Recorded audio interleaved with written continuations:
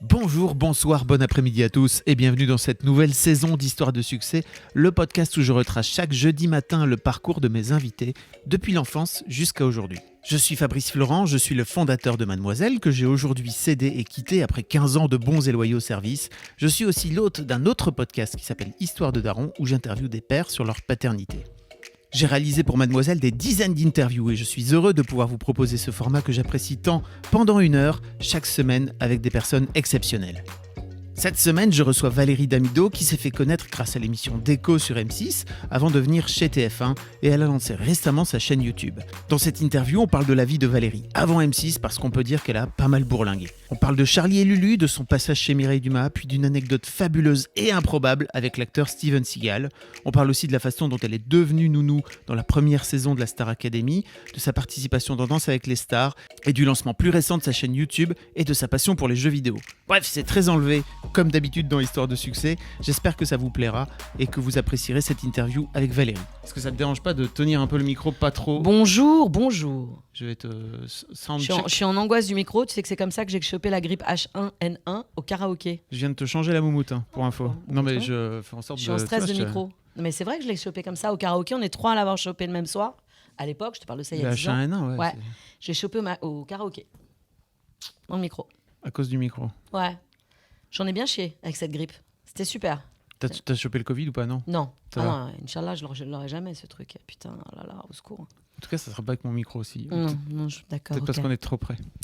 Pourquoi tu l'as eu ? Non.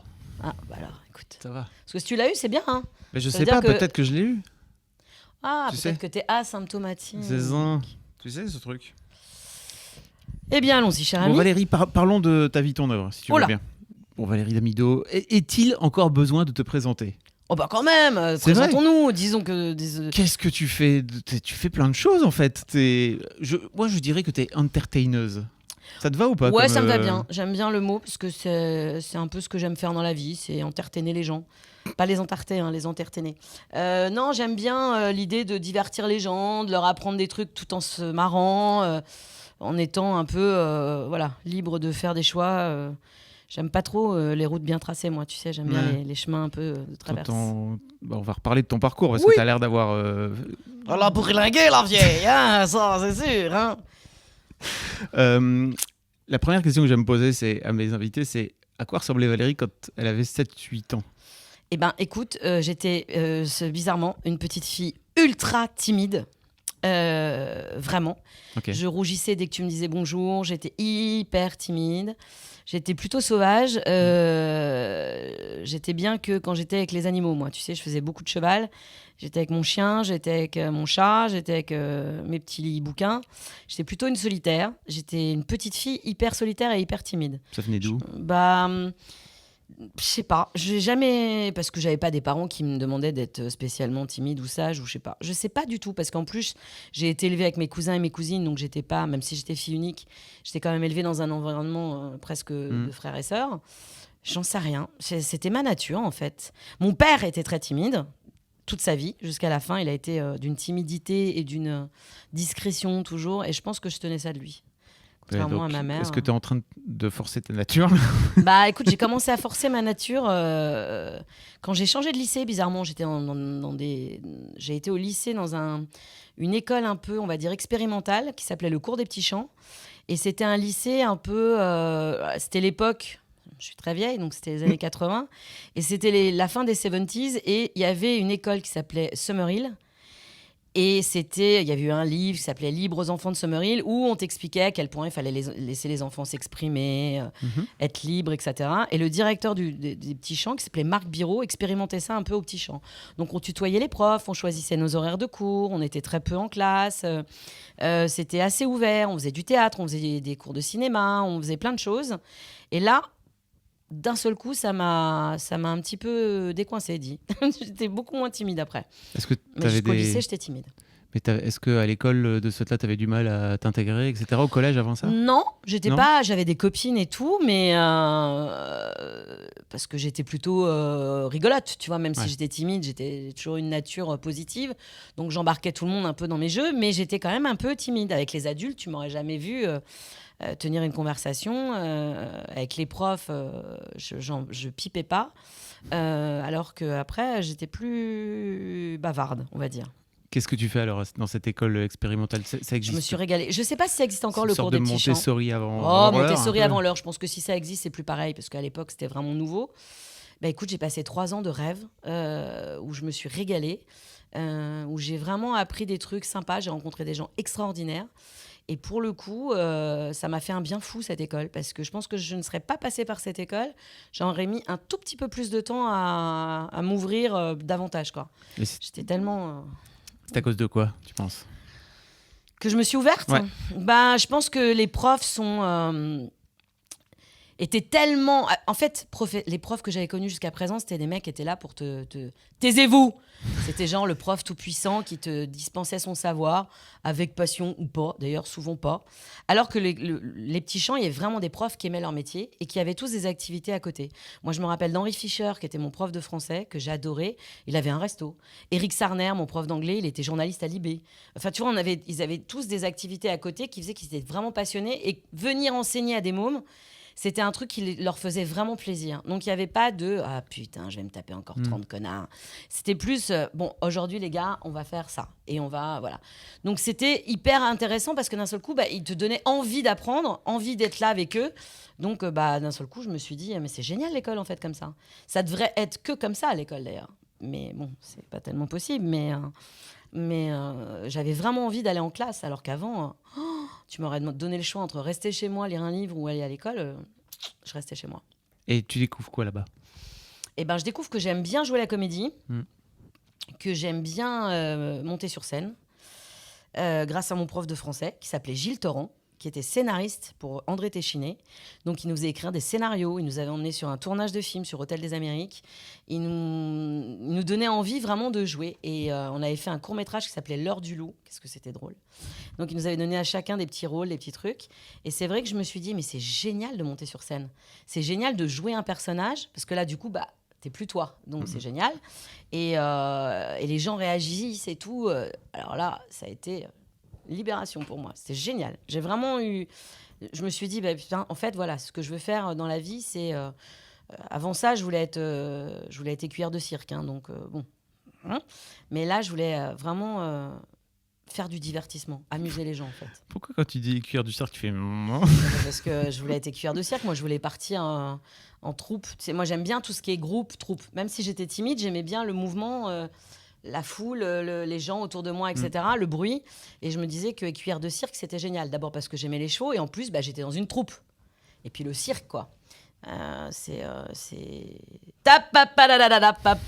Pour le coup, si tu veux... Tu divertis les gens et en même temps, tu fais du cheval, qui est un truc... Alors que fondamentalement, j'aime pas les animaux sauvages dans les cirques, tu vois. C'est mon maximum, c'est le cheval. Ouais. J'aime pas trop les numéros de fauves, j'aime pas trop les animaux sauvages dans les cirques. Je milite même contre. Dans les zoos, dans les cirques, dans les delphinariums, tous ces trucs-là. Ça, pour le coup, ça m'a toujours traumatisée. Les animaux enfermés, c'est pas mon truc. Mais le cheval, je trouvais que c'était... D'abord, c'est sublime de faire du cheval, de faire des acrobaties et tout. C'est mon maximum dans un cirque. Mais l'ambiance du cirque, les clowns, les acrobates et tout, j'aime bien. Et t'avais testé ça avant ou Tu sais, à l'époque, quand j'étais petite, il n'y avait pas l'école du cirque. Il fallait aller à l'école du cirque. Ouais. Il n'y avait pas comme maintenant. Moi, mes mômes, quand ils étaient petits, on allait dans des centres de vacances, ils avaient l'école du cirque. Moi, j'avais pas ça. J'ai été une enfant malheureuse. Non, je déconne. Mais j'aurais adoré qu'il y ait l'école du cirque. Tu rigoles, j'aurais adoré. J'aurais adoré. Vraiment, pour le coup, ça m'aurait vachement plu. Qu'est-ce qui se passe alors? T'as le bac, c'est ça, après cette école? D'abord, j'ai raté le bac la première année, parce que sinon, c'est pas drôle. Je me suis pas réveillée. Je l'ai repassé. Tu t'es vraiment pas réveillée? Je me suis vraiment pas réveillée. Vraiment. J'ai totalement foiré mon épreuve de maths. Le mec m'a dit, on va faire les fonctions exponentielles. Exponentielles? C'est la probabilité, les calculs des probabilités et tout ça. Mais j'étais là, mais j'en sais rien. Moi, il y a combien de balles blanches dans le sac avec les boules noires? Si tu m'emmerdes, que ça va me servir, ça, dans ma vie. Donc bon, bref, j'ai planté mon bac. Avec brio, vraiment avec brio, j'ai bien planté mon bac. Du coup, ma mère a dit, bien, alors c'est sympa le lycée autogéré, là, on va aller dans une boîte à bac. Ah putain, je me suis retrouvée dans une boîte à bac. Ah, pour ta terminale, donc? Ah putain, pour ma deuxième terminale, j'en ai chié. Je me suis fait des bons potes, mais j'en ai chié. Putain que j'en ai chié. Mais j'ai eu mon bac. Mais c'était chiant, d'autant plus chiant qu'il fallait que tu reviennes dans un rythme. C'était horrible. On fumait plus en classe, on tutoyait plus les profs. Putain, c'était affreux. Hein. Tu rigoles, au petit champ, on fumait en classe, on tutoyait les profs, on fumait même des ouinges. Enfin bon, c'était n'importe quoi cette école. Mais non, j'en ai chié, mais j'ai eu mon bac. J'ai pas eu de mention, hein, mais j'ai eu pas sable, mais j'ai eu mon bac. Donc parce qu'attends, quand t'étais en terminale, c'était quand? C'était 80, début des années 80, j'ai fait mon bac 82 et 83. Ah ouais. Ah, c'était une autre époque. Ah, c'était une autre époque, monsieur. Par exemple, pour le bac français, on avait 30 livres à présenter. Quand ma fille a passé le bac français avec 6 textes, je fais pardon 6 textes? Mais c'est du foutage de gueule. Je dis mais putain, mais nous on avait 30 bouquins. C'est une bande de fumerolles. Donc non, nous c'était à l'enfer. Hein. Le programme du bac, c'était... Et donc voilà. Et t'as ton bac au forceps? J'ai mon bac au forceps, mais je suis partie à la fac, à la Sorbonne, en lettres modernes. Très vite, j'ai compris que la fac, c'était pas pour moi.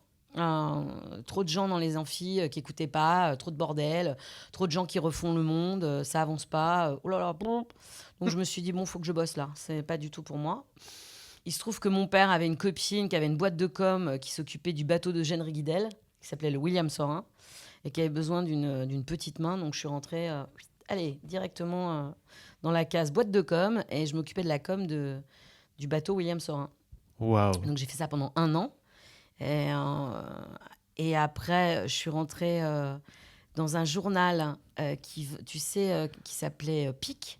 C'est comme ICF, tu sais, c'est les annonces de commerce à vendre. Ok. Donc toute la journée, j'appelais des commerces et je disais bonjour. Est-ce que votre commerce est à vendre? Oui, non. Alors le mec me disait oui, super. Vous êtes donc dans la région Pas-de-Calais.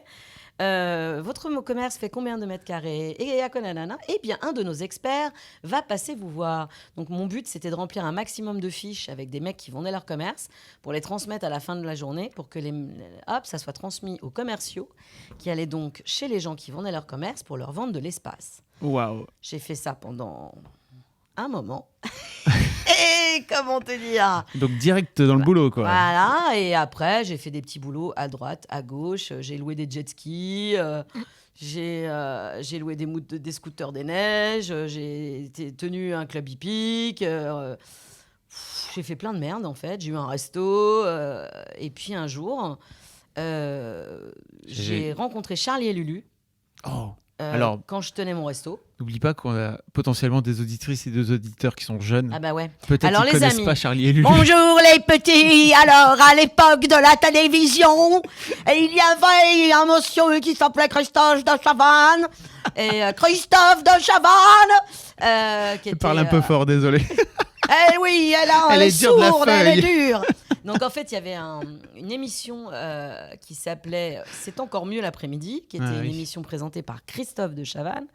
Et dans cette émission, il y avait un duo de mecs qui faisaient des sketchs, qui faisaient des conneries, qui s'appelait Charlie et Lulu, qui après ont présenté un genre de top 50 sur M6. Le Hit Machine. Le Hit Machine, et il commençait tout le temps par « Je m'appelle Charlie, tu t'appelles Lulu ». Le samedi après-midi, dans un public en folie. Bref, donc Charlie et Lulu mangeaient dans mon resto, et un jour, ils m'ont dit on vient de démarrer une nouvelle émission, où on a besoin de gens pour faire du casting. Est-ce que ça te ferait rire? Waouh. Mais comment ils te demandent ça?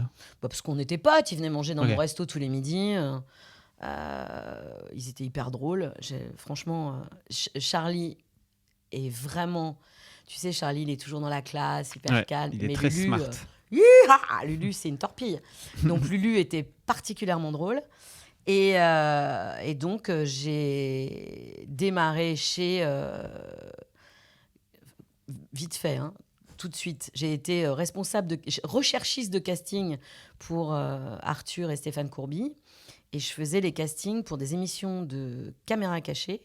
Et on devait trouver des gens. Et donc, je cherchais des gens pour le casting. Et puis après, ça s'est enchaîné. Mais après, c'est ouf, cette histoire. Ouais, parce qu'en fait, t'as ton restaurant. J'avais mon restaurant. J'étais tranquille chez moi. J'ai fait une petite plage. J'ai fait un petit passage où j'étais dans la com, où j'avais monté une petite boîte de RP qui n'a pas duré longtemps parce qu'attaché de presse, pour moi, c'était pas un métier pour moi, en fait. J'avais l'impression de... C'était terrible. Je l'ai fait très peu, en fait. Mais je l'ai fait. Qu'est-ce qui était terrible pour toi? Parce que Fallait démarcher les journalistes. Fallait démarcher les trucs et tout.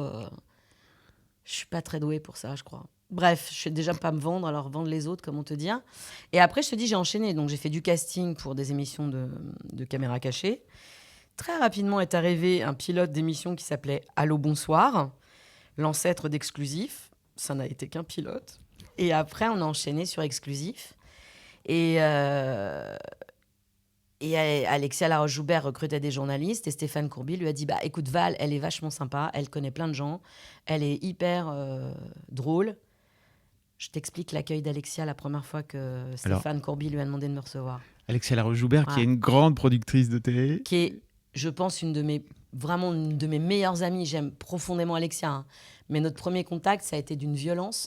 C'est qu'à l'époque, c'était quand même un iceberg, la gonzesse. Hein. Donc, après, j'ai mis du temps à comprendre, mais elle le sait, hein, tout ça. Vous n'êtes pas en train de découvrir un truc, elle ne découvre pas ce que je pense d'elle. Hein. Mais je pense qu'elle avait tellement pas confiance en elle, et elle était elle aussi quelque part extrêmement timide. Donc du coup, cette façon d'être un peu sèche et d'être un peu dure, ça lui donnait une pseudo-assurance, alors que fondamentalement, c'est un bonbon, Alexia. Hein. Je me permets une petite pause dans ce podcast, parce qu'après tout c'est le mien, pour vous demander, si ce n'est pas encore fait, de vous abonner au podcast directement depuis votre appli de podcast préféré, ou sur Spotify ou sur Deezer. Vous pouvez aussi vous abonner à ma newsletter, je vous envoie régulièrement mes kiffs personnels du moment, des recos séries, des recos ciné, des recos livres, mais aussi, et bien sûr, mes dernières productions. C'est le meilleur moyen de ne rater aucun épisode. Je vous mets tous les liens dans les notes de cet épisode justement. Allez, merci beaucoup et retour à l'interview. C'est un truc que je pense aussi font beaucoup de femmes pour un peu se préserver, se prémunir, en plus dans le milieu de la télé qui est un milieu masculin. Le milieu de la télé, c'est un milieu où de toute façon les femmes sont ou des très jolies femmes, bonsoir, ce soir, ou c'est dur. Ça, je t'explique, je l'ai vécu après. Mais du coup, journaliste sur Exclusif, Alexia, elle m'a regardée en disant mais t'as jamais fait journaliste toi? C'est con que vous n'avez pas la caméra parce que je fais très bien Alexia Laroche-Joubert. Et je lui dis ouais, non. Et toi, t'as déjà été Red Chef? Non? Voilà. Il y a des débuts à tout dans la vie. Hein. Donc, et puis surtout, ce qui était drôle, c'est qu'elle m'a dit ouais, et donc, qu'est-ce que tu pourrais me proposer là, comme sujet un peu original? Et je lui ai fait ça tombe bien parce que ma pote, elle reçoit Steven Seagal chez elle et figure-toi qu'il vient d'être nommé moine Rinpoche. Et voilà, et je vais faire l'interview et il va t'expliquer ce que c'est qu'être moine Rinpoche. C'est quoi? De quoi? C'est moine quoi? C'est en fait Steven Seagal. Donc Steven Seagal qui est un immense acteur de film. Alors, qui fait The qualité, Cook, etc. C'est Steven Seagal, hein, les gars. Moi, c'est mon pote, je l'adore d'amour. Hein, mais le gars a fait quand même des films... beaucoup de bagarres. Beaucoup de bagarres. Énormément de GTA 3, énormément de... Bref, le gars est quand même 7e dan de tout, hein, je crois. Donc... Et en fait, ma pote avait fait une fondation pour les enfants du Tibet et elle avait rencontré Steven, qui à l'époque était très tourné vers la religion tibétaine, la méditation, etc. Et il avait été faire plusieurs retraites dans des monastères au Tibet.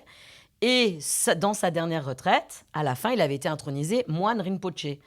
C'est genre, tu vois, c'est un diplôme, boss, quoi. Ouais. Donc c'est pour dire que franchement, t'as bien médité. Bravo mon frère, tu as bien médité, tu es moine Rinpoche.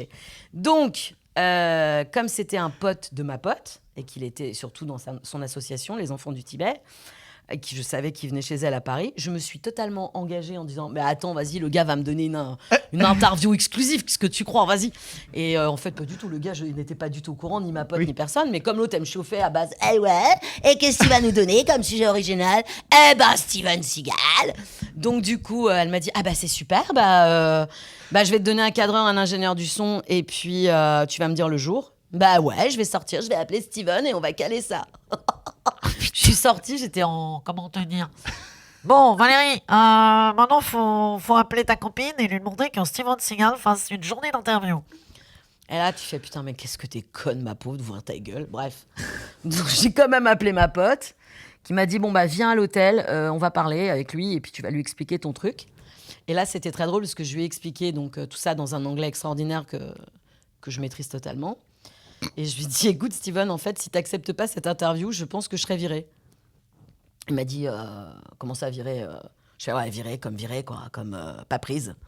Il m'a fait, ok, on va faire l'interview. Donc, du coup, j'ai appelé Alexia et on a fait l'interview. Il nous a présenté, ses statuettes de prière, son habit de prière.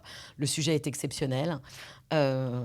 Et il nous a expliqué tout ça, c'était magnifique. Et donc, Putain, du coup, Steven Seagal. Si vous n'avez pas Steven Seagal, c'est une sorte de Jean-Claude Van Damme avant l'heure. En fait, Steven Seagal, Steven Seagal, il faut taper sur Google, les petits choux. Oui, c'est ça. Et vous allez voir, le meilleur pour moi, c'est quand même celui où il est cuisinier. Mais bon, cuisinier, où il fait... Ça s'appelle Piège en haute mer. Je vous conseille fortement ce film exceptionnel. Piège en haute mer. Il y a, donc, tu sais, le mec... Tu le vois, il tue des gens avec 2 doigts. Il fait frita, fritch. Et les gars meurent. Et donc, t'as le méchant qui fait Who's that guy? Et Who are you? Et là, t'as Steven qui est avec son tablier de cuisinier, puisqu'il est cuisinier dans le film. Il se retourne et il fait I'm just the cook. Voilà, rien que pour ça, je suis fan à vie de Steven Seagal. Parce que là, on est sur un gars qui a tué des gens à main nue avec 2 doigts. Et le gars se retourne en tablier de cuisine et fait I'm just the cook. Classe à Dallas. Et surtout, les films en français étaient très mal doublés. Mais très mal doublés, c'était et magnifique. fait exprès, sans doute. C'était super. Donc, on adore. Moi, j'adore Steven. Donc, particulièrement son piège en haute mer. Donc voilà, donc j'ai fait cette petite interview. D'ailleurs, j'en ai fait 2. Après, il est revenu en France. J'ai refait une interview bien plus tard, parce qu'il venait présenter son album de country. Parce que Steven, après avoir été moine Rinpoche, a fait un album de country qui a eu un énorme succès Quel international. parcours de vie de Steven Seagal. Je te jure, magnifique. Et d'ailleurs, je me rappellerai toute ma vie de cette rencontre. On va à l'hôtel pour faire cette interview de country. Je te parle de ça, donc 5 ans plus tard, 3 ans plus tard, je sais plus. Et le gars, il a une montre, mais je te jure, c'est une horloge suisse au poignet. Le dos fait 15 kilos, tout en or et tout. Et je lui dis, mais c'est quoi cette montre, Steven? Vas-y, tu peux pas bouger avec cette montre. Il fait, attends, je t'explique. Voilà, là, tu vois, il y a tout dedans. Il y a une balise Argos, il y a un GPS, je suis repéré même sur la Lune. S'il m'arrive quoi que ce soit, si je suis perdu seul dans la jungle, les gars me retrouvent en 47 secondes. Et là, je regarde, je fais, ah, mais t'es jamais tout seul dans la jungle. Donc, du coup, tu pèses ta montre 3 kilos, paye ta misère pour juste un jour si t'es tout seul dans la jungle, ce qui n'arrivera jamais. Voilà, il faut savoir que Steven est venu chez moi. À l'époque, j'habitais quand même avec mes 2 enfants et mon mec dans un 50 mètres carrés. On recevait des potes à dîner, dont un fan absolu de Steven Seagal. Julien Veil, si tu m'entends, la dédicace pour toi. Donc, on est chez moi. Mes gosses sont au lit. Okay, mon fils a 7 ans, ma fille a 9 ans. Et ma pote m'appelle, elle me fait « Ah, il y a Steven qui est à Paris en passage express, il veut que tu viennes nous rejoindre. » Je fais « Bah non, je peux pas, je suis avec des potes, je vais pas planter mes potes. Désolé les gars, sorry. » Il faut savoir que Steven est parano, il ne va jamais chez les gens. Parce qu'il a toujours peur qu'il lui arrive un truc. Dans les restos, il est toujours dos au mur. On est sur quelqu'un qui a toujours des angoisses. Et donc, il se déplace jamais chez les gens. Et là, comme il voulait absolument me voir, parce que c'est vrai que je le faisais beaucoup rire, parce que moi, je me foutais tout le temps de sa gueule, il décide de venir chez moi. Donc, débarque chez moi dans mon 50 mètres carrés. On est déjà 12 dans le salon. 4 nonnes tibétaines qui viennent en premier. Bonjour. D'abord, il y a les 2 gardes du corps qui arrivent, qui font le tour de l'appart, qui se mettent chacun à un angle du salon. Autant te dire que mon salon de 8 mètres carrés est très vite à changer de température. Plus derrière, il y a les nonnes, 4, qui arrivent avec les doses d'encens, là, qui foutent de l'encens partout dans mon salon. La photographe officielle, ma pote et Steven. Bonjour. Et là, il va dans la chambre de mes gosses, il me fait... Donc, on s'embrasse, on parle 5 minutes. Là, mon pote, qui est fan de lui, pauvre, il était venu en scooter et il était arrivé trempé chez moi. Et je lui avais donc prêté des affaires sèches, le temps que ses affaires, à lui, soient sèches aussi. Et donc, il était avec un jogging à moi, Mickey rose, et un sweat Peggy la cochonne. Ok ? Le gars est fan. Quand je te dis est fan... Imagine-toi bien la personne que tu aimes le plus au monde et tu es ridicule. Et le gars a vu Steven dans mon salon. Il a eu une espèce de petite transe comme ça, où il était ridicule. Il s'est levé pour lui serrer la main. Steven l'a regardé comme as. Ouais. Bon, c'était un vent international. Et le gars me dit, où sont tes enfants? Et je lui dis, bah, ils sont dans leur chambre, ils font dodo. Ok, I'm gonna bless them. Je vais les bénir. Et donc, il est rentré avec les meufs, là. Mon fils a ouvert un œil. Donc, il lui a mis la main sur la tête comme as. Il lui a fait une prière en mon truc là. Mon fils, il était comme as. Ma fille, elle a fait, mais qu'est-ce que c'est? Là, laisse tomber, c'est Steven Seagal. Et là, ils se sont endormis les deux. Il me fait, voilà, plus rien ne peut t'arriver. Voilà. Et après, c'était très drôle. Mon mec, ça fait 20 ans que je suis avec lui, quand tu connais mon mec, qui est le mec le plus détente et le plus cool de la Terre, il est arrivé, mais en friendly, tout à Hey, hi, I'm Régis, the compagnon of Valérie. Et là, Steven l'a regardé, il fait... Donc, bon, t'as quand même l'autre qui fait 2,20 m qui te regarde, même si mon mec fait 1,80 m, l'autre, il était quand même un peu impressionnant. Et elle fait... Good boy. Ah, good. Il m'a regardé, il a fait le pouce levé comme ça, genre, good boy. Il a genre validé, tu sais. C'était validé. T'as été validé. Voilà. Et donc, il est reparti. Après, il m'a fait I love you. Et tout le monde est reparti. Les gardes du corps, les nonnes, la photographe, ma pote et Steven. Il y a eu une espèce de silence dans la pièce. On a tous éclaté de rire parce qu'il y avait Julien avec le jogging rose qui a fait « Tu te rends compte que j'ai serré la main à mon idole avec un jogging et Piggy la cochonne et Michael, c'est vraiment n'importe quoi !» Voilà, ça restera l'anecdote la plus drôle de ma life. Voilà. Donc Putain, après, merci de l'avoir raconté. voilà, écoute. Et après, ce qui était drôle, c'est que donc après exclusif, j'ai fait exclusif donc pendant le temps que ça se fasse. Et très rapidement, Alexia est partie sur la Starac 1. Donc elle m'a traîné avec elle sur la Starac 1. Non, mais j'ai redécouvert que t'étais la nounou. Mais bien sûr, j'étais pas que la nounou, mon pauvre. Oh là là, putain, ce que je faisais à la Starac. Non, mais à l'antenne. Oui, à l'antenne, j'étais la nounou. Après, donc elle m'a emmenée au château. C'était génial parce qu'à l'époque, ils n'avaient pas du tout refait les chambres et tout ça. Donc c'était vraiment les chambres du château. C'était magnifique. C'était pas du tout un décor de télé-réalité comme dans les autres Starac. Là, il y avait encore, pour ceux qui ont revu les Starac 1, les armures qui sont repassées pendant le confinement. Il y avait les armures en déco dans le château. On n'était pas du tout en décor de télé. C'était n'importe quoi. Et moi et Alexia, on partageait une chambre qui était magnifique, qui était dans un bâtiment désaffecté. Donc tout le sous-sol, il y avait de l'eau, des rats. Le chat d'Alexia partait à la chasse aux rats. Et nous, on dormait dans une toute petite chambre avec un radiateur électrique. On était comme ça. Bon bref, on a quand même bien rigolé. J'ai enquillé avec le casting du Loft 2, où là j'ai fait putain les gars, c'est chaud quand même. J'étais directrice de casting avec d'ailleurs la productrice de mon émission actuelle Les Plus Belles Vacances, Ottilie. Elle était directrice de casting d'un centre à Paris. Moi, j'étais directrice de casting de l'autre centre. Donc, c'était très drôle. On s'est retrouvés après plein de fois en télé. Comment tu te retrouves directrice de casting Parce que je suis avec Alexia, qu'elle sait qu'en fait, pour le coup, comme moi, j'aime beaucoup les gens. Je suis très curieuse de leur vie et j'aime bien parler avec les gens. J'arrive toujours, j'étais plutôt une bonne journaliste pour ça, parce que j'arrivais toujours, même les pires. Je te jure, j'en ai rencontré des traits, et je ne citerai absolument aucun nom, de gens qui n'avaient pas du tout envie de voir des gens de télé. Et j'arrivais avec ma bonhomie, mon petit côté bon quand même. C'est pas trop gentil quand même.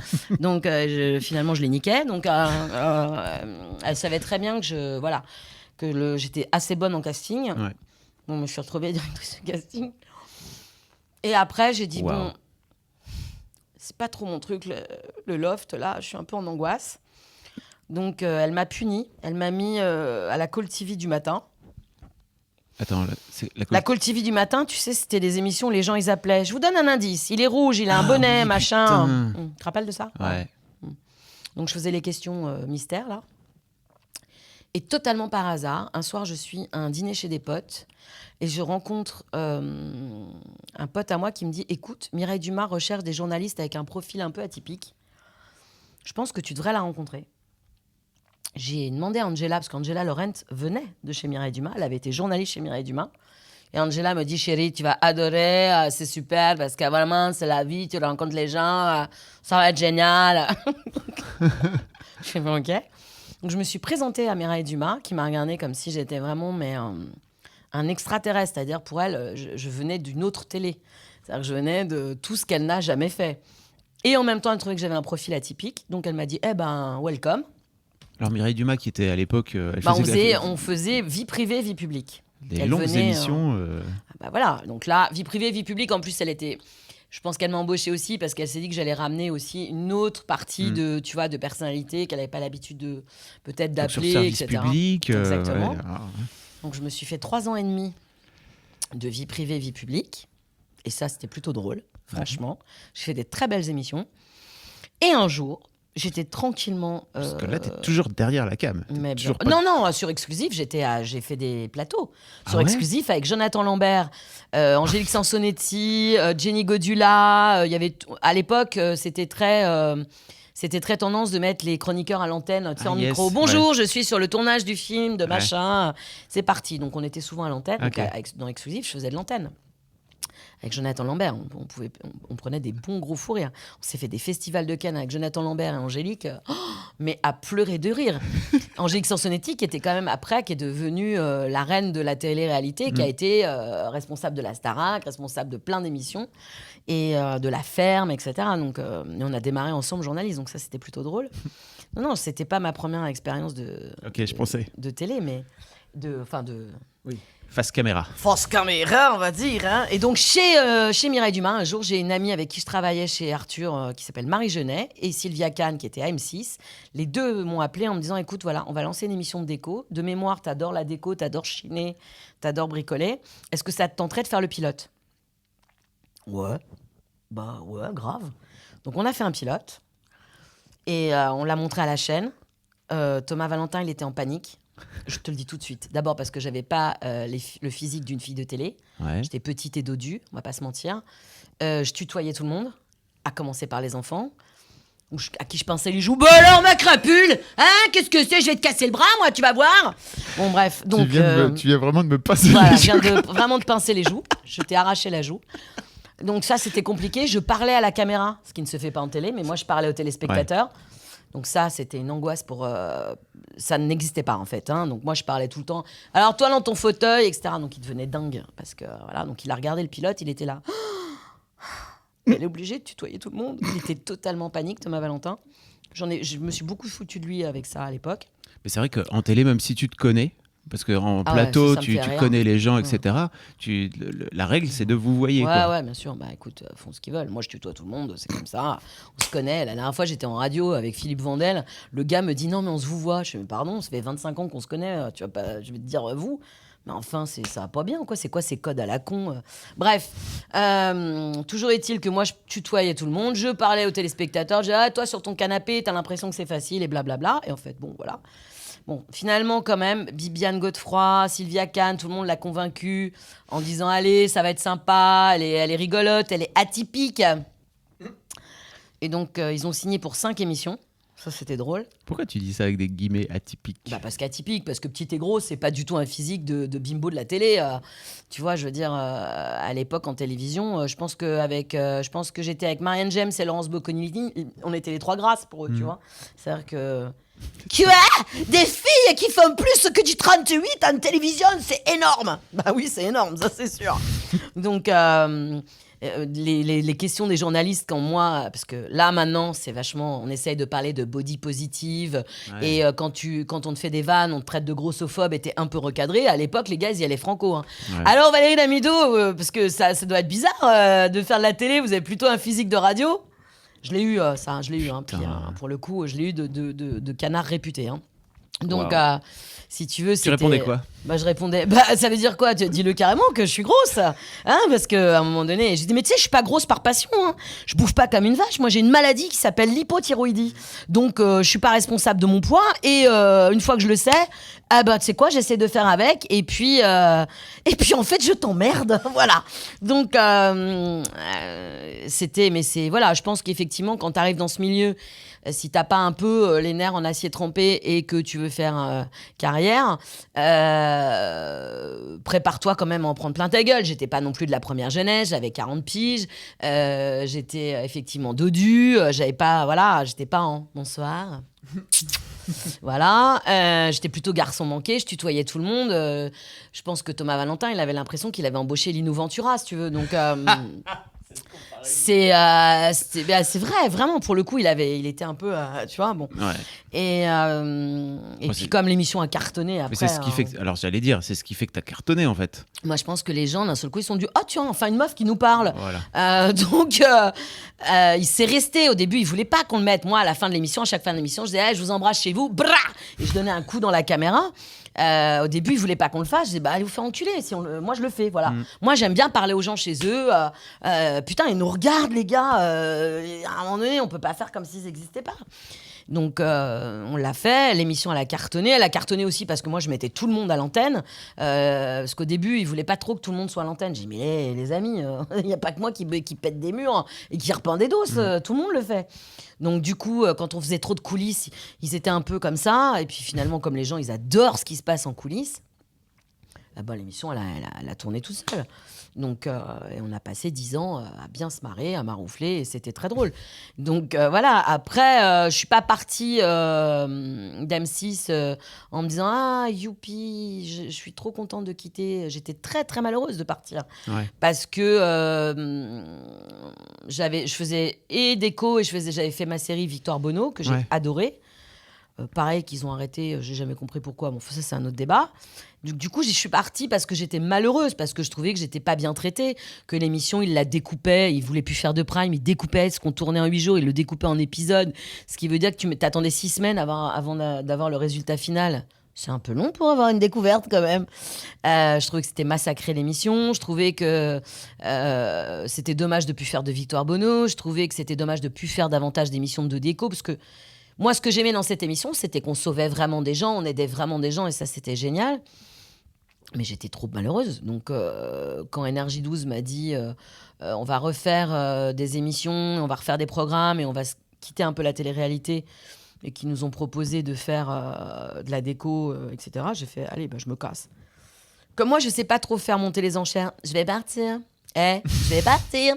Regarde-moi, je vais partir. Je sais pas trop le faire, moi, ça. Tu sais, ça, c'est très télé, ça, de faire genre monter les enchères. Tu dis que machin t'as vu et que truc t'as vu. La personne qui est dans cette pièce, qui me connaît depuis M6, peut te le dire. Je suis nulle, mais nulle en tout ce qui est... tu sais, les rapports humains, genre, tu vois, lécher des pommes, faire de la diplomatie, les réseaux, les trucs. Je suis une blaire. Je ne sais pas le faire. Moi, je vais voir les gens que j'aime. J'aime pas lécher les culs quand il faut lécher des culs pour avoir des trucs. Je ne sais pas le faire. Moi, je dis toujours ce que je pense. Parfois trop fort, parfois mal, mais en tout cas avec moi t'as pas de surprise. Donc du coup faire la faillotte, lécher des culs, machin, tout ça, faire du chantage ou de moyen, je sais pas le faire. Donc j'étais malheureuse, j'ai dit les gars, je suis malheureuse. Donc qu'est-ce qu'on fait ? Mais vraiment comme dans un couple. Et en face de moi, j'ai eu un mec qui en avait rien à foutre, qui avait déjà fait publier les papiers de divorce, qui m'a dit ouais c'est pas grave, ouais, voilà, allez. Et j'ai fait salut alors. Et ouais salut. Mais je pense que j'aurais pu rester, mais on m'a proposé de rester aux mêmes conditions que ce que je vivais, c'est-à-dire une émission découpée. Donc j'ai fait non. Et je me suis barrée sur Énergie 12. Ça a été dur pour toi d'encaisser de te barrer comme ça après 10 piges ? Ouais, ça a été dur parce que j'aimais profondément l'émission, j'aimais profondément mon équipe. Même si j'en ai récupéré une partie sur l'émission que j'ai faite sur Énergie 12, j'avais vraiment l'impression qu'on avait une émission qui aidait les gens, qui divertissait, mais qui aidait les gens, et ça, c'était génial pour moi. Donc, j'étais profondément là. Ça a été un tire-larme pour moi. Après, j'ai fait une expérience sur Énergie 12. On a fait des émissions de déco, des émissions Le Labo d'Amido, où j'ai retrouvé Christophe de Chavannes. Voilà, qui, alors, comme on dit en télé, quand une émission, elle est mal programmée ou qu'elle fonctionne pas, on dit « l'émission n'a pas trouvé son public ». Parce que tout en télévision, il faut pas croire comme ça. Les gens pensent que la télé, c'est hyper facile et que t'as juste à montrer ta gueule et machin. Non, les gars, c'est pas ça la télé. La télé, ils font des études toutes les 5 minutes. Je ne sais pas à qui ils posent des questions, hein. Mais vraisemblablement pas aux gens qui regardent la télé. Bon, bref. Donc, ils font des études. Donc, alors, l'émission, elle doit être diffusée de 17h02 à 17h48. Sinon, si elle est diffusée de 17h48 à 19h02, c'est plus... Tu sais, mais des études, mais des trucs. C'est fou. Donc... les émissions n'ont pas fonctionné. En fait, en gros, ce que tu es en train de dire, c'est très marketé, c'est très formaté, marketé. Et c'est très loin très loin de qui tu es. C'est-à-dire que si aujourd'hui, en 2020, on devait refaire déco, je ne serais jamais à l'antenne. Parce que la télé, c'était quand même en 2009, tu vois. Donc... même 2006. Non, c'est 2000. Oui, c'est 2009, ça. c'est Victoire Bonneau. 2006, donc il y a 14 ans, je peux te dire que M6, qui était vraiment la chaîne sur laquelle on pouvait tout essayer, et qui est encore une chaîne où on essaye encore des trucs, mais ça serait aujourd'hui, Mais jamais tu me vois à l'antenne aujourd'hui dans Déco. Jamais les gens, la télé serait lancée dans une émission comme ça où on n'avait pas fait d'études, on n'avait pas fait de ci, on n'avait pas fait de là. Donc moi, pendant le confinement, j'ai vu les préoccupations des gens, c'est vraiment, d'un seul coup, ils se sont rendus compte, la déco est revenue en force, tu vois. Ouais. Et j'aurais adoré, moi, faire des lives comme Cyril Lignac, mais avec Ouais. des tutos déco. Je me suis régalée, je l'ai fait sur ma chaîne YouTube, Ouais. mais en tout cas, voilà. Donc, j'ai quitté l'émission vraiment triste. Après, si tu veux, j'ai fait un petit passage éclair sur Énergie 12. Où sincèrement, jusqu'à la fin de mes jours, ça restera un souvenir avec Alexia, qui était ma productrice, avec Christophe de Chavannes et Alexia. Ça restera, en tout cas pour Alexia et moi, un moment où on aura vraiment, et je ne ferai aucun commentaire, on s'est bien fondu la gueule. On est restés 3 mois, les gars, mais on a rigolé. Et j'ai dit que je me cassais, et au moment où j'ai dit que je me cassais, TF1 m'a appelé pour faire donc j'ai fait c'est-à-dire danse avec les stars comme danse sur un parquet avec des talons des mambo et on m'a dit ouais c'est ça. Comment tu t'es retrouvé à faire Danser avec les stars? Bah, ils m'ont appelé. Ils t'ont appelé? Ouais. Ils t'ont dit viens danser? Ouais, viens. Et j'ai dit mais c'est-à-dire parce que moi ma mère elle adorait l'émission. Ouais. Moi, je regardais pas trop. J'ai pas une passion pour la danse de salon, force est de reconnaître. Et ma mère, elle adorait l'émission. Je suis tellement triste qu'elle était décédée quand j'ai fait l'émission, parce que alors je t'explique, je pense qu'elle aurait claqué son PEL en texto pour que je sois en finale. Mais du coup, je me suis dit, mais ok, alors, tu sais, on te fait faire un petit test. Ouais. Tu passes 2 heures avec un danseur et on voit un petit peu tes capacités. Putain, j'en ai chié. Moi, il faut savoir que c'est mal, c'est pas bien, c'est le diable, mais je fume. Donc, le sport, comment te dire, très rapidement, j'étais essoufflée comme un épagnol breton qui aurait fait 8 jours de chasse. Et puis, j'ai attaqué l'aventure. Et comme dans tout ce que je fais, moi, je me donne à donf. Donc, allez, vas-y, 5 heures de danse par jour, puis 6 heures, puis machin. J'étais épuisée. Mais c'était génial. Si demain, on me demande de le refaire, je le refais. C'était super. En plus, franchement, l'année où j'y étais, c'était hyper cool. Il y avait mon pote Olivier Mine, il y avait Artus, il y avait Sylvie Tellier. C'est vraiment des gens avec qui, tu vois, je suis hyper pote avec Olivier Mine, je suis hyper pote avec Artus, je suis hyper pote avec Sylvie Tellier. Franchement, c'est des gens géniaux. Et donc, on s'est régalé. Vraiment, on a passé une saison de rêve. Je suis partie au Prime 7, ce qui est totalement honorable. Et puis, voilà, quoi. Après, ça s'est enchaîné. On a fait... Les Français ont du génie. Ouais. Ça, j'aurais bien aimé qu'on continue cette émission parce que j'adorais cette émission. Mais bon, ça, c'est encore un des mystères de la télé. Et après, j'ai fait Mon plus beau Noël et Mes plus belles vacances. Que tu fais depuis 2 ans, 3 ans, Mon plus beau Noël, ça sera la 4e saison. Ouais. Et Les plus belles vacances, c'est la 3e saison. Voilà. Ok, donc t'es... Ah, et je fais les voix des chats. La vie secrète des chats. J'adore cette émission. Moi, je suis un peu une cinglée avec les animaux, faut le savoir. Ouais. J'ai un chien qui s'appelle Monsieur, une chatte qui s'appelle Micheline. Ils sont sur ton Instagram. Ils sont sur mon Instagram. Très régulièrement. Ça, je t'explique. Ce matin, tiens, j'ai sauvé une souris de la mort. J'ai vu sur ce matin. Non, mais s'il te plaît, quoi. Tu sais que c'est des assassins, les chats. C'est pas que des branleurs. C'est vraiment des assassins. Donc, elles tuent 3-4 souris par semaine. Je les trouve mortes dans les escaliers. Ça me fend le cœur. J'ai l'impression que Ratatouille est mort à chaque fois. Donc là, ce matin, j'ai vu Ratatouille fritiller dans le couloir. J'ai fait « Arrête, Micheline !» Donc elle s'est arrêtée. Elle m'a regardé avec un mépris. Ah ouais. Vraiment, tu sais, la tête de saloperie de chat, là. Genre quoi ? Qu'est-ce qu'il y a ? Je fais mon métier. Ok, donc elle s'est barrée. J'ai attrapé la petite souris. On a été la mettre dans le parc plus loin. Elle était trop contente, la petite souris. Et je suis revenue, elle m'a méprisée. Mais tu sais, elle m'a regardé mes gens. Micheline, elle m'a regardé mes gens. Pauvre sotte. Idiote. Tu sais, mais vraiment, je l'entends me parler comme ça. Imbécile. Voilà. Et moi, je lui dis, eh ben tiens, j'ai sauvé la souris. Je suis sûre que je vais rentrer à la maison, là. Elle en aura tué une. Ouais, j'ai une maison et j'ai des souris dans la maison. Mais moi, ça me dérange pas, j'ai pas peur des souris. Bah oui. C'est mignon, les souris, quand même. Tu peux pas tuer une souris. Bah après, ça dépend s'il y en a beaucoup. Oui, c'est autre chose. Mais bon, ça, même si, je sais pas... Ouais, je comprends. Oh, non, c'est trop mignon. Bah oui, c'est Ratatouille, ça nous a niqué la tête, je pense. Mais oui, c'est trop mignon. Non, je peux pas tuer les souris. Ok. Déjà, chez moi, mon fils mange plus de viande. Ma fille mange plus de viande. Moi, je mange de la viande peut-être 2 fois par an. On a du mal avec les animaux morts, les animaux de cirque, la maltraitance animale. Alors la souris, déjà quand je la ramasse morte parce que cette salope de Micheline a joué avec, ça me fend le cœur. Ouais. Alors tuer une souris, non, jamais. Une araignée, je m'en fous, tu vois, par exemple. Ah ouais? L'araignée, je peux l'éclater en 2 minutes. Mais pourquoi faire la différence? Parce que ça pique.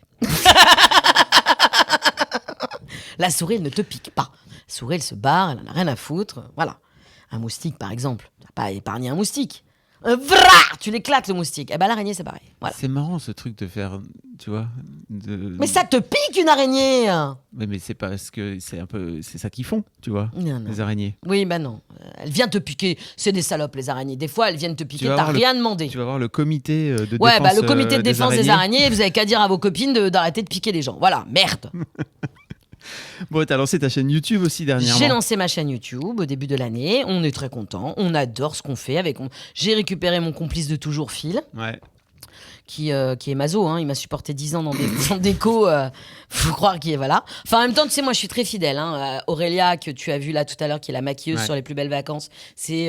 non seulement c'est mon amie, mais on se connaît depuis Mireille Dumas. Elle était maquilleuse chez Mireille Dumas. On déconnait ensemble dans les loges. Quand je suis partie sur déco, je l'ai traînée avec moi. Je lui ai dit, tiens, tu vas me révéler la façade. Je suis assez fidèle en amitié et dans les équipes. Ouais. Donc c'est vrai que voilà, on est... Alors c'est marrant, tu vois, parce que ce que tu me racontais sur un peu ce que tu as fait dans la télé, c'est-à-dire prendre le truc et le retourner, pour moi, c'est les codes d'Internet de base, quoi. Tu vois. C'est vrai. Mais en fait, très longtemps, j'avais pas le temps de faire Internet. Clairement, j'avais un planning de ministre. Tu faisais la télé, quoi. Ouais, mais même, j'avais pas le temps. Déco, on tournait tout le temps, Ouais. même le week-end. Donc, je n'avais pas de vie, vraiment. Hein. Après, Danser avec les stars, oui, bon, voilà. Et après, en fait, à force de demander à TF1 une émission de déco et d'avoir toujours la même réponse, genre, non, je vais faire ma chaîne YouTube, au moins, je me ferai pas chier. Donc, j'ai été sur YouTube. Ils sont tellement cool.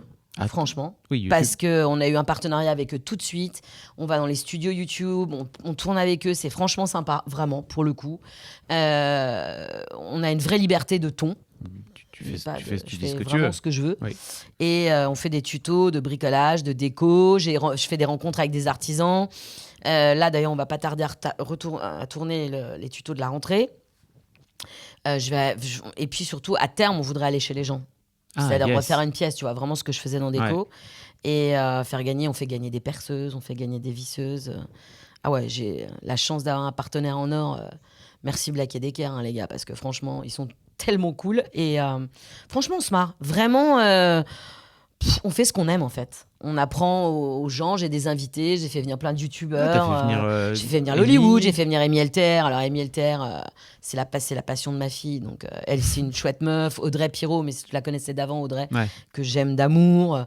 On a fait venir Guillaume Play, on a fait venir ma pote Mela Bédia. On fait venir vraiment beaucoup d'invités. J'ai fait venir Tristan Lopin parce que c'est ma passion. Tristan, c'est vraiment, alors là, c'est ma passion dans la vie, Tristan. Meilleur mec. Meilleur mec de la Terre.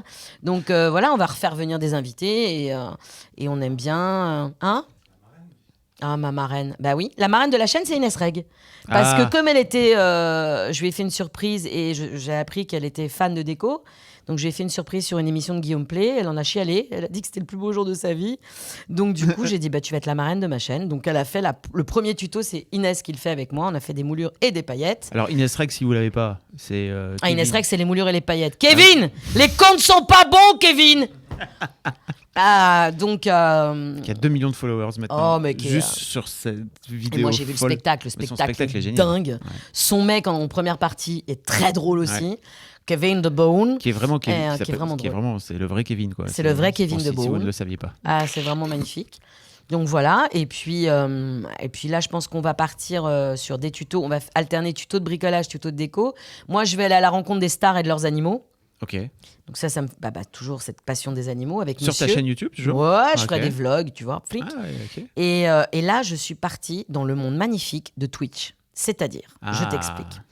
Il faut savoir que sur Twitter, il y a une communauté de gamers qui m'envoient tout le temps les résultats, tu sais, sur Doom. Ouais. Il y a un truc spécial, Valérie Doumido. Tu sais, voilà. Donc, Raconte-moi, je connaissais pas, mais ok. je ne connaissais pas non plus Doom. Enfin, je connais Alors, le Doom, jeu, je sais ce que le c'est, jeu. mais il y a un trophée. Le trophée, genre le boss de ta mère qui tue, le plus gros boss, c'est Damidoum, Valérie Damidoum. Donc à chaque fois qu'un gamer a ce trophée, il me l'envoie sur Twitter. Et comme moi, j'ai toujours dit que j'étais une gameuse. Hein. Moi, bien avant que vous parliez, j'adore jouer aux jeux vidéo. Moi, c'est-à-dire que j'étais en passion de Zelda, en passion de tellement de jeux vidéo. Moi, les premières consoles de jeux, Sega, Nintendo, tout ça, passion absolue. Vous étiez pas nés, là, les mecs qui étaient Ah, sur vous Twitch, étiez là. pas nés, vous mouchiez ça. même pas vos fesses. Hein, Non. donc moi, j'étais une gameuse de base. Quand mon fils, pour le coup, qui est un véritable gamer, qui lui fait des jeux à plus... Alors, on a de tout avec Norman, parce qu'on est sur Red Dead Redemption, et on est sur du jeu de chevalier, et on est sur du Splinter Cell. On est multicarte avec Norman. Ok.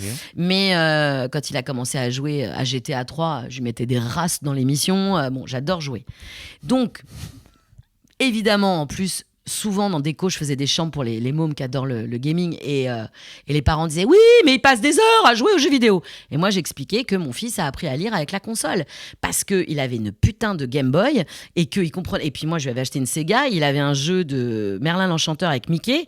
Et génial, comme ça. il ne voulait pas, tu te rappelles de ce Ouais, jeu? bien sûr. Et comme il ne voulait pas tout le temps demander à sa sœur ce que disait Merlin, parce que c'était sous-titré, il a appris à lire comme ça, je t'explique. Donc moi, je dis aux parents, oui, bien sûr que jouer 10 heures par jour, c'est pas une solution, etc. Mais les jeux vidéo, c'est quand même... c'est pas moi qui vais dire que c'est mal, j'adore ça. Et donc, sur Twitter, d'un seul coup, j'ai découvert le monde merveilleux de Animal Crossing. Mais je n'avais pas de console. Oh là là.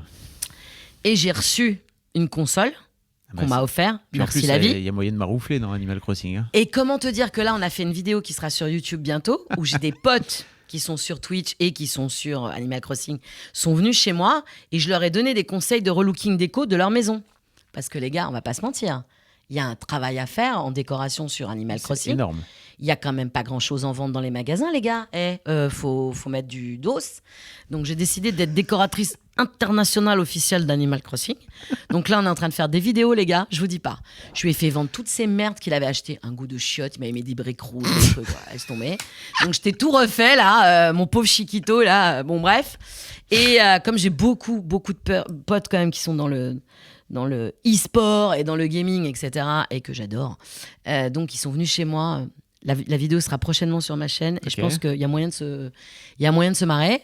Donc je vais essayer de maroufler chez les autres dans Animal Crossing. Ouais. Voilà. Et surtout, le dernier défi de ma vie, c'est à la rentrée, c'est d'être sur les planches, hein, comme on dit pour les vieux, au théâtre, pour les plus jeunes. Cet endroit qui est comme au cinéma, mais où on voit les gens en vrai. Pour le coup... Avec ton fiston. Avec mon fils, qui n'est pas mon fils dans la pièce, mais je suis ravie qu'il soit là. Ouais. Et surtout, il rappe dans la pièce, parce que son métier, c'est quand même comédien, mais rappeur. Et mais pour le coup, il rappe dans la pièce, donc je suis ravie parce qu'il a écrit des textes, c'est une tuerie. Et puis surtout, la pièce est très drôle. Moi, je l'ai totalement réécrite. On a totalement remouvé le truc. Et c'est Jean-Luc Moreau qui met en scène. Et je suis tellement contente que voilà, on va bien se fendre la gueule. T'as pas dit le titre. Ça s'appelle Gwendoline. Voilà. C'est un prénom très actuel, hein, on peut le dire. Je m'appelle Gwen. Et voilà. Et puis t'as ton bouquin. Attends, tu travailles avec tes enfants. J'adore mon. C'est ton mon agent, RP, t'as vu, il est dans la formidable. pièce là. Donc j'ai cette pièce qui normalement se jouera à Paris les 15 premiers jours de septembre et ensuite on part dans toute la France, en tournée dans toute la France. et surtout j'ai une bande dessinée que j'écris avec ma fille parce qu'on aime bien travailler en famille, donc toujours ce besoin d'être en osmose. Donc ma fille elle est illustratrice et on fait une BD, ça va s'appeler C'était mieux avant. Ça sortira, je pense, en mars 2021 parce que à cause de cette petite maladie de confinement, tout est décalé. Et c'est une BD sur mon enfance, donc sur des trucs que vous n'avez pas connus. Les cabines téléphoniques, les blues à l'école... tout un tas de choses incroyables. Les booms, on se roule des pelles, des trucs de dingue. Ça existe toujours, ça. Ouais, moyen. Les booms, je sais pas. Ça s'appelle plus des booms, mais. Mais pas comme nous. Il y a toujours des soirées où ça se roule des pelles. Ouais, mais pas comme nous. Ah ouais? Ils sont beaucoup plus... Bon, bref. Je sais pas, moi j'ai une fille de 13 ans, elle va dans des soirées où elle se roule des pelles, hein, je pense. Ouais, mais c'est des soirées, c'est pas des booms d'après-midi, il y en a plus. Ah, c'est un peu plus tôt. Ouais, c'est... Tu sais, c'est entre 7 et 10 ans, quoi. Ouais, tout c'est ça. tout s'accélère, tu Tout sais, dans s'accélère, cette putain. société-là, vraiment. Merde. Donc voilà, donc j'ai quand même pas mal de projets pour la rentrée. On fait voilà. tellement un podcast de boomer, je te jure. Mais vraiment, ça va boomer? Ouais, ça va, c'était mieux avant. Hein. Moi, je me rappelle le général de Gaulle, hein, comme disait de Gaulle, c'est le truc horrible. Donc non, pour le coup, voilà, la rentrée, c'est la pièce, la BD, et puis... Puis là, t'es sur TF1 et pendant puis là, l'été. je suis sur TF1 pendant l'été, et puis je serai sur TF1. Tu sais, moi, je suis la dame de Noël Ouais. et la dame des vacances. Mm. Après, je suis libre de faire ce que je veux. Voilà.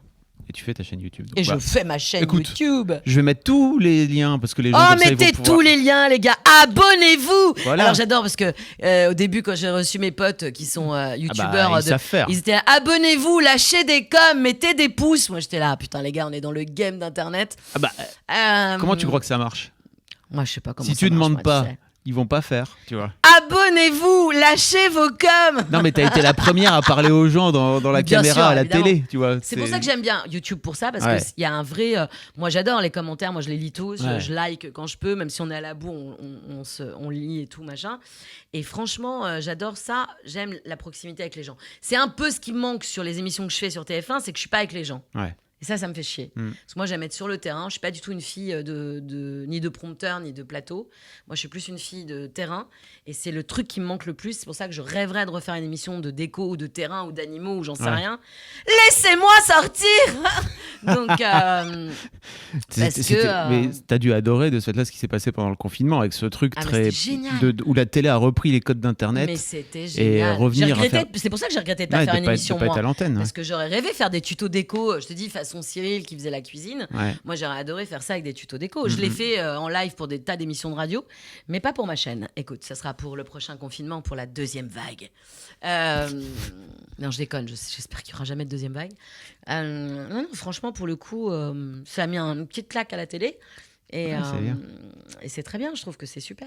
Voilà. Moi, j'ai regardé plein de séries pendant le confinement. T'as regardé quoi? J'ai bingé comme Il une faut, pute. faut- Faut me dire j'ai regardé plein de trucs. Je peux même pas te dire tellement j'en ai regardé des Ok. séries.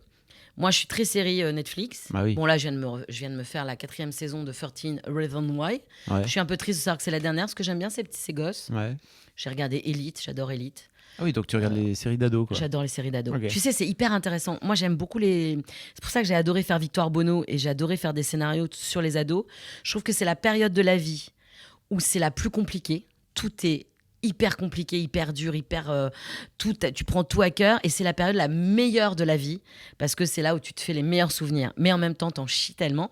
Donc, j'adore tous les trucs d'ados. Et je trouve que les séries espagnoles... Elite, c'est vraiment une série... Alors oui, c'est chez les bobos un peu riches, etc. Mais il y a quand même plein de problèmes d'ados qui sont vraiment bien faits. 13 Reasons Why, j'adore parce que c'est vraiment des vrais problèmes tu vois, que tu as au collège, tu vois, le harcèlement, la différence, c'est vachement bien traité, l'homosexualité, le harcèlement scolaire, les geeks, et tout ça. Je trouve que c'est super bien traité, ça peut aider des ados. Je trouve que franchement, c'est charmé. Sex sûr. Education, t'as vu ou pas? Bien sûr que Bien j'ai sûr. vu Sex Education, Ah oui. tu penses bien. Meilleure série. Je te rappelle que mes enfants vivent encore chez moi, même s'ils ont 25 ans. Oui, c'est- Et voilà, après, j'ai regardé bien évidemment les classiques, La Casa des Papel et tout ça. Après, c'est différent. Mais j'aime bien les séries sur les ados. Pour les ados, faites par des ados presque, limite. Tu vois. Bof. Mais... Putain, mais je rigole, mais tu vois ce que je veux dire. Je trouve que c'est une période de la vie qui est hyper intéressante, Ouais, t'as cinématographiquement, littérairement, etc. Littérairement n'existe pas. Hein. Non, pour le coup, je trouve que c'est une période de la vie tellement angoissante et tellement géniale en même temps. C'est quand même un ascenseur émotionnel permanent, l'adolescence. Et souvent, moi, dans déco, à chaque fois que les enfants, les ados me demandaient de la déco, autant te dire que les parents n'avaient pas leur mot à dire. Et souvent, je disais aux parents, mais attends, t'es né vieux, toi? Enfin, je veux dire, quand t'avais 13 ans, t'avais pas des rêves. T'avais pas envie que tes parents te foutent la paix et que tu puisses mettre les posters de qui tu veux dans ta Non, mais chambre. c'est clair. Oui, d'accord, mais voilà. C'est là pareil. Voilà. Les parents, souvent, pourquoi c'est la merde avec leurs gosses? Parce qu'ils oublient les ados qu'ils ont été. Mais il y a un Ils truc- oublient. Vraiment, il y a un truc de... Mais les gars, vous avez pris de la drogue ou quoi? C'est-à-dire que tu peux pas oublier toute cette période de ta vie où tu as été en conflit avec tes parents, avec toi-même, avec tes potes. C'est dur, c'est l'enfer. Et en même temps, c'est génial et tu découvres tellement de trucs. Mais n'oublie pas cette période de ta vie. C'est la période qui t'a formé presque. Donc, c'est pour ça qu'ils s'engueulent avec leurs gosses. Moi, je me suis pas engueulée avec les miens. Ils ont fait des crises d'adolescence light. Finalement, c'était pas besoin de les faire. Ouais. Mais parce que moi, j'étais ultra ouverte à discuter de tout, que ça soit de sexualité, de drogue, de fête, tu vois, de tout. Parce que pour le coup, je pense que c'est ça le rôle des parents aussi. Le rôle des parents, c'est pas que de contrôler le carnet scolaire et de dire « Dis donc Kevin, t'as pas une bonne moyenne en maths cette semaine-là !» Tu vois, parce que ça, c'est à mourir, on s'en branle en fait de ça. Moi, je pense que les parents... Ils oublient que le but principal des parents, c'est d'accompagner leurs gosses vers l'indépendance et surtout essayer de les former à la vie, parce que le monde dehors n'est pas rose et que c'est un peu la merde et que franchement, je n'aimerais pas être une adolescente maintenant, en 2020, avec tout ce qui se passe dehors. Sincèrement, je trouve que c'est tellement violent, tellement dur. Moi, je tire mon chapeau tous les jours aux ados d'aujourd'hui. Hein. Vraiment, les gars... Lâchez rien parce que c'est vraiment une période que j'aimerais pas vivre maintenant. C'est trop dur dehors. Mais les parents sont relous en plus. Les parents sont chiants. En fait, je sais pas, mais donc moi j'ai 2 filles qui ont 14 et 12, tu vois. Bah, voilà. Et tous les autres parents de leurs potes et tout, ils sont tous chiants. T'as juste envie de leur dire, mais vous, on a le même âge. Pourquoi vous êtes sérieux comme ça ? Mais moi, c'était tout le temps chez moi, les copains de mes enfants. Bah, voilà. C'était le squat permanent chez moi. Je disais, mais putain, on a un 50 mètres carrés, on est 12. Les gars, pourquoi ? Bah, parce que nous, on regardait des films tous ensemble, on commandait des pizzas géantes, on dormait tous dans le salon avec des couettes, on faisait des tipis. Bon, alors, c'est pas, je veux pas encenser ma famille, on n'est pas la famille idéale, on a eu des grands moments d'engueulade, etc., comme toutes les familles. Mais je veux dire, moi, j'essayais tout le temps d'être là pour faire en sorte que ça soit justement pas trop dur et qu'ils puissent tout me dire, qu'il y ait une tanasse de quelqu'un qui a pris de la cam, quelqu'un qui a pris de l'alcool, quelqu'un qui a fait une connerie. Moi, je voulais être là, je voulais pouvoir gérer le truc, tu vois. Et j'en ai géré des putains de dossiers et toujours en essayant de les accompagner. C'est pas le but du jeu, c'est pas de les étrangler, de les étouffer, tu vois. Et je trouve que les parents... Comment t'as fait pour éviter de tomber de devenir sérieuse comme ça, toi ? Trop sérieusement adulte, tu vois ? Je pense que la vie est tellement, tellement difficile. Putain, un peu de légèreté, quoi. Parce que t'en chies tellement. Et encore, moi, ça va. Hein. Même si je sais pas de quoi sera fait demain, parce qu'il faut pas croire, la télé, ça s'arrête demain, merci, au revoir, hein, salut les gars. Mais je trouve que la vie, elle est tellement dure que si tu mets pas un peu de légèreté, un peu de cynisme, un peu de second degré, un peu de bienveillance, ne la vis pas, la vie, quoi. Tu vois, c'est tellement la merde que... je trouve que, voilà, moi, si j'étais homme politique ou ministre de l'Éducation nationale, déjà, je réformerais complètement l'école. On se fait chier à l'école avec des programmes scolaires de merde. On n'apprend pas aux enfants. Non seulement, le premier truc qu'il faut apprendre aux enfants, c'est à être heureux, être bien avec eux-mêmes, respecter les autres. Il y aurait beaucoup moins d'emmerdes. Hein, et se parler, se communiquer, plutôt que de leur apprendre de la géométrie variable et des calculs de probabilité dont tout le monde se branle et qui ne leur serviront jamais. Moi, j'ai dit clairement à mes enfants, je m'en bats la race que vous ayez 0 en maths. En revanche, le premier qui a moins de 12 en français, là, je fracasse la mâchoire. Donc, franchement, je préfère qu'il soit bon en histoire. T'es anti-math. Mais non, mais parce que les sciences, etc., si t'as envie d'être scientifique, je comprends. Ouais. Mais la base de ce qu'on te donne à l'école... ne te servira jamais dans la vie. Est-ce que tu t'es servi une seule fois de ce qu'on t'a appris en physique, chimie ? Alors moi, non, mais je pense qu'il y a plein de gens, oui. Après, tu vois. ceux qui ont vocation à ça. Après, si tu as vocation à être tu vois, chercheur en physionomie, vas-y, il n'y a aucun problème. Mais je veux dire, je trouve qu'on devrait aussi mettre des matières à l'école comme... la vie pratique, la vie courante, le bonheur, le respect de l'autre, tu vois, qui sont très importants pour moi. Aujourd'hui, si tu n'apprends pas à te respecter l'autre et à vivre en communauté, regarde ce que ça donne. Tu vois, tous les jours, c'est un peu l'enfer. Donc, je pense que c'est important d'apprendre aux enfants à bien se comporter entre eux, à bien se tolérer les uns avec les autres, parce que les petits-enfants le font. Mais en grandissant, ils perdent ça. Bah oui. Un enfant de nature, quand il est petit, va tout le temps vers les autres. Même, tu sais, quand tu vois les enfants qui vont naturellement vers les animaux avec les parents qui font « Ah !» comme ça, alors que non, enfin, tu vois, bon. Et ben, les enfants, naturellement, vont vers les autres, sont heureux de voir leurs amis. Et c'est les parents qui leur apprennent des codes de merde. Mais à l'école, on devrait t'apprendre à être heureux. Et ça serait plus intéressant que de t'apprendre la loi de Newton, tu vois. Fondamentalement, tu vas pas t'en servir. Voilà, c'est tout. Merci Valérie. Merci monsieur, mademoiselle. C'était super. Salut.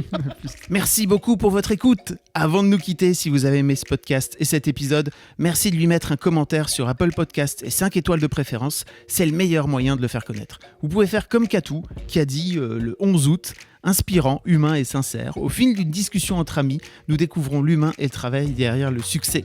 J'adore ce podcast que je trouve très inspirant car livré avec beaucoup de sincérité. À poursuivre. Ça tombe bien Katou parce que j'avais pas prévu de l'arrêter.